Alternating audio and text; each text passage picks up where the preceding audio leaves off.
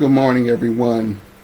Thank God for another day. I am very sorry for the technical issues this morning for the 8:30 a.m. Bible 101 class. However, it wasn't my fault. It was something doing with going live with the Facebook app.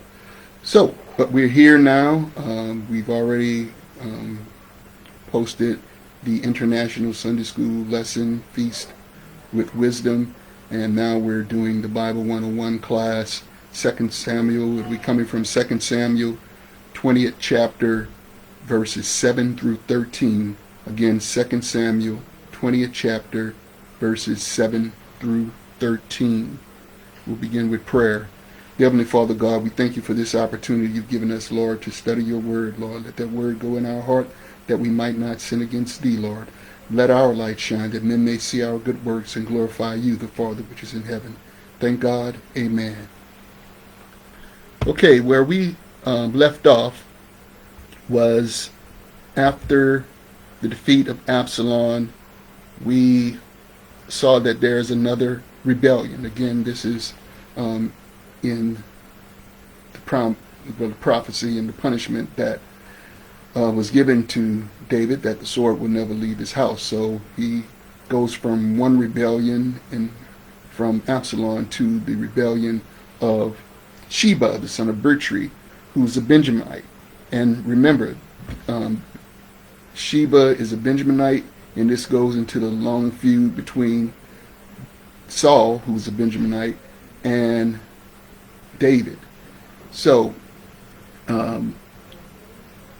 we also know that as David prayed in the Garden of Gethsemane, the typology for that, during his leaving of the city of Jerusalem because of Absalom's usurping the throne from him, he prayed for the counsel that Absalom was going to receive to be unwise. And he sent his counselor Hushai back along with the priests back to the city to make sure that happened. As we know, the counsel of Ahithophel was followed by the counsel of Hushai. Absalom followed that unwise counsel and did not pursue David and gathered the army. Here, David is following the wise counsel. His years of being a king, his years of warfare, and he knew that he had to put this rebellion down quickly. And he told his men, gather everybody together, go after Sheba, make sure we go after him before he gets a stronghold in the city or in a fort, as it's described in the Bible, but basically one of the fortified cities where he would gain strength and people could come to him. So this lesson, these verses will get, we kind of veer off and deal with Joab and deal with Joab's treachery, his love for bloodshed, and we'll also look at how people reacted to Joab. This also involves Amasa. Amasa is the first cousin of Joab, just like Absalom was the first cousin of Joab, because David is the uncle to all three men. Amasa, Joab, and of course David is the father of, not all three men, both of these men, and David is the father of Absalom. And we know the interaction that Joab had regarding Absalom. He went and got Absalom to return back from the kingdom after he killed his brother to please David.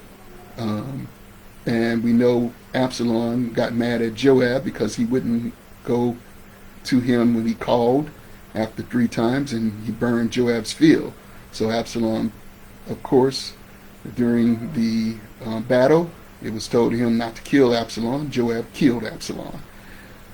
And after that, David, seeking to reconcile the kingdom, made Amasa, who was the head of the army under Absalom, he makes him head of the armies of all Israel under him, to reconcile the kingdom back to David, to show that there was no ill will, that, as David said, everyone was flesh of his flesh, bone of his bone, their brothers. So Amasa is now heading the army that David is sending out to crush the rebellion of Sheba. So all of that is wise, kingly decision by David. However, Joab's envy and his spite for this is going to show up. So we're going to read verses 7 through 13 and then go into further detail. And there went out after him Joab's men, and the Cherethites, and the Philiites, and all the mighty men, and they went out of Jerusalem to pursue after Sheba, the son of Bichri. When they were at the gate, at the great stone which is in Gibeon, Amasa went before them, and Joab's garment that he had put on was girded unto him, and upon it a girdle with a sword fastened upon his loins in the sheath thereof. And as he went forth, it fell out. And Joab said to Amasa, Art thou in health, my brother? And Joab took Amasa by the beard with the right hand to kiss him. But Amasa took no heed to the sword that was in Joab's hand. So he smote him therewith in the fifth rib, and shed out his bowels to the ground, and struck him not again, and he died. So Joab and Abishai, his brother, pursued after Sheba, the son of Bichri. And one of Joab's men stood by him, and said, He that favoreth Joab, and he that is for David, let him go after Joab. And Amasa wallowed in blood in the midst on the highway. And when the man saw that all the people stood still, he removed Amasa out of the highway, into a field, and cast a cloth upon him, when he saw that everyone that came by him stood still. When he was removed out of the highway, all the people went on after Joab to pursue after Sheba, the son of Bichri. Okay, there's a lot to unpack in these verses, and it's important that we understand how our interaction and how our reaction can change our focus from what is right and what should be done. First of all, David sends out all the mighty men and warriors of Israel to crush the rebellion. Now, this force, of course, is led by Amasa now. So, Amasa is going on this road, and there's a great stone at Gibeon. It's probably a marker for something biblical or something important, because it's mentioned there. And Amasa went before them, and Joab's garment that he had put on. Now remember, now Amasa is head of all the armies of Israel, and a garment is worn for that distinction. In that garment he had his girdle and his sword, and it was in his sheath. For some movement, that sword fell out. Sword fell out the sheath. And he did not notice this. This is Amasa. Joab, seeing this, took advantage. He distracts Amasa and asks him, Are you in good health? And grabs him by the beard with the right hand, the hand of friendship. But in his left hand was the sword that fell, and he smote or killed Amasa, stabbing him in the fifth rib. Of course, you know that's where the heart and the vital organs are. And so Amasa was killed, fell dead. Now, remember, this is the leader going out ahead. This angered Joab. Not only did it, beside being demoted, seeing Amasa now going out made him more spiteful. But what we're talking about here is important, is family. Remember, Joab is Amasa's first cousin. Both Amasa's mother and Joab's mother are sisters.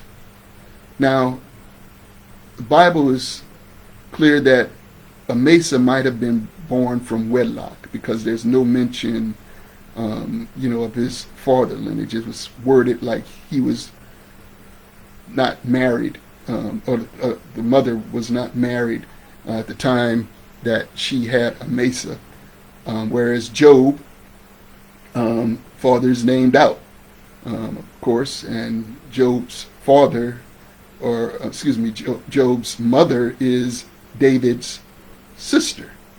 So that's the connection there. So we're talking family here, and it's important, how we can say we're Christians and we treat others and do all of these quote unquote religious things for others, but we treat our family like enemies, and that's not right.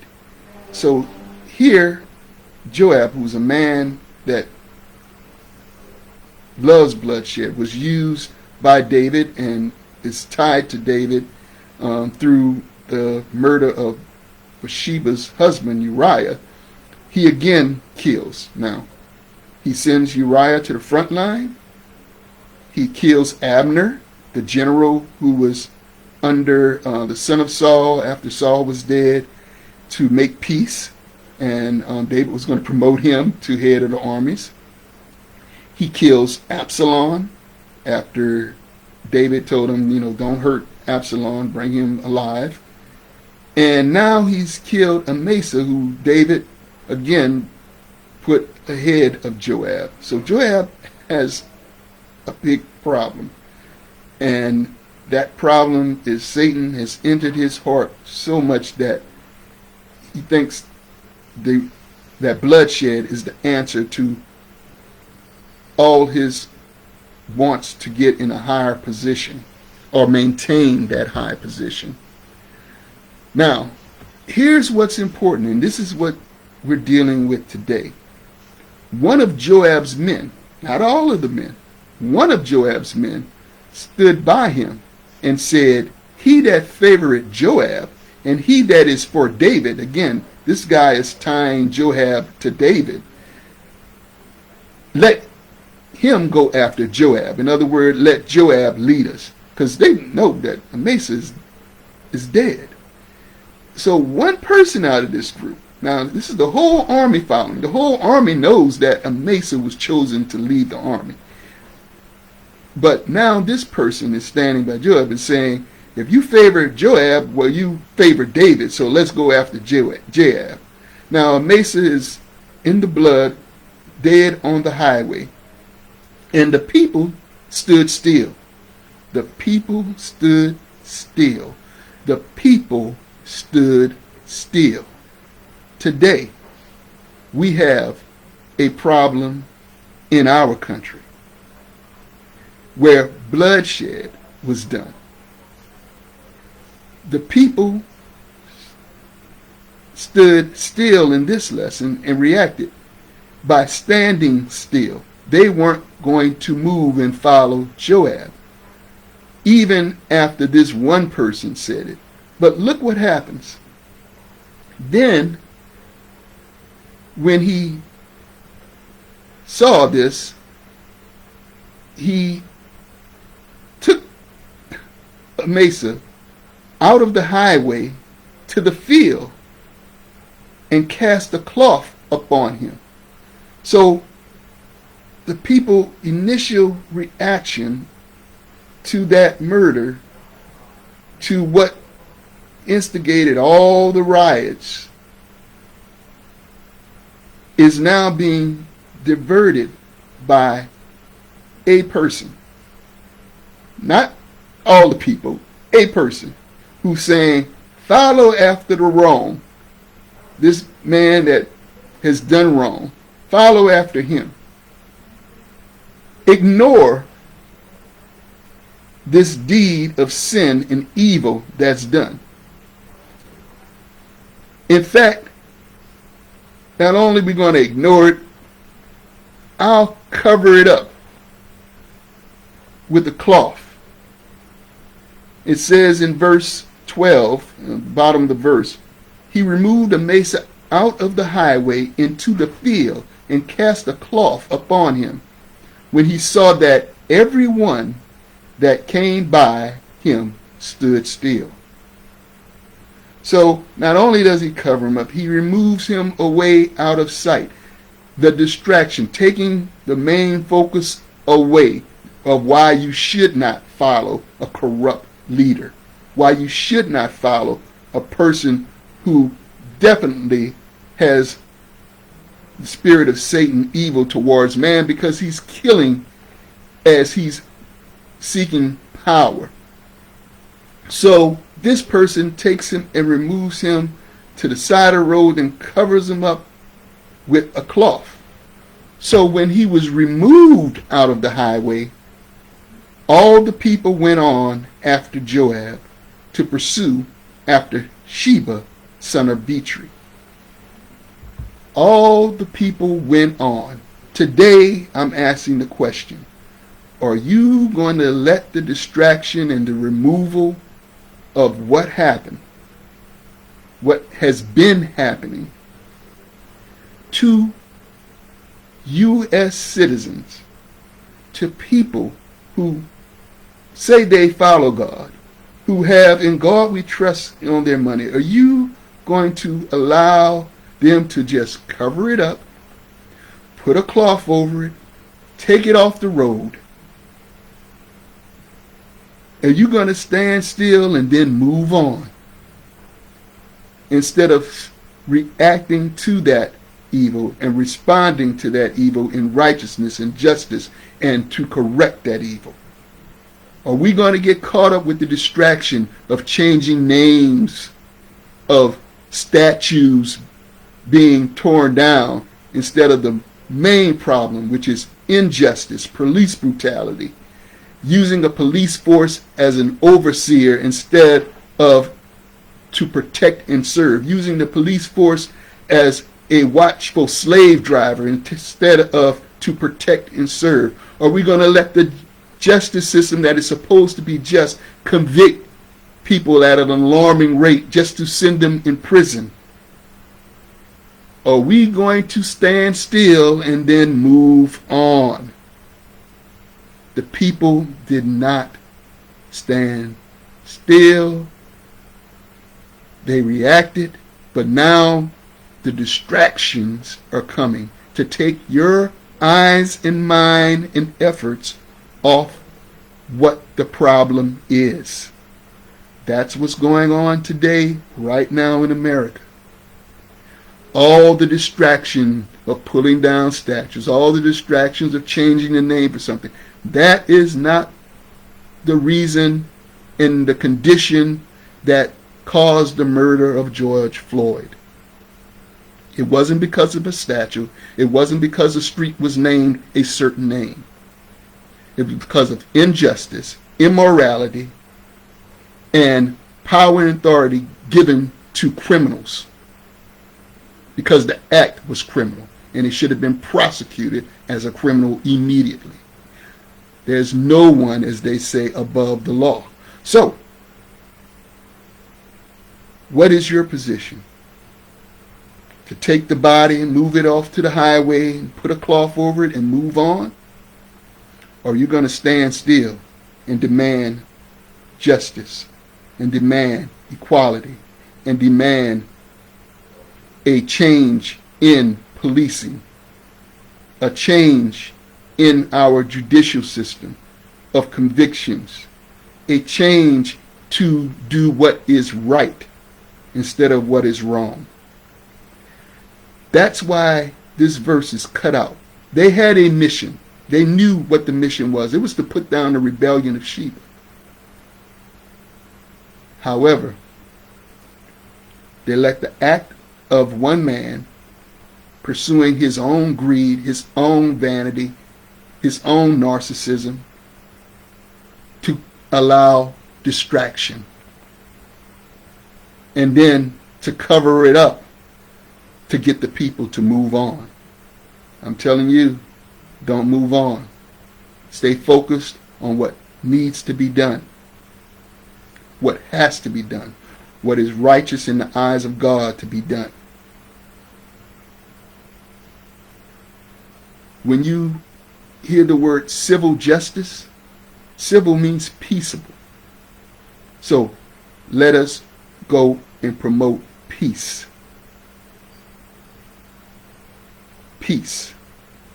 And demand peace, justice in our interaction, in what we do, what we say, how we live, and those who are in charge, who we've given authority and accountability and responsibility to. This is the important point of this lesson. Not only don't just stand still, definitely don't move on and allow people to con you into ignoring what has happened and what has been happening and what will happen if you allow them to go on doing what is wrong. I hope you enjoyed this overview of the Bible 101, which is coming from 2 Samuel 20th chapter, verse 7 through 13. Take care and have a blessed week.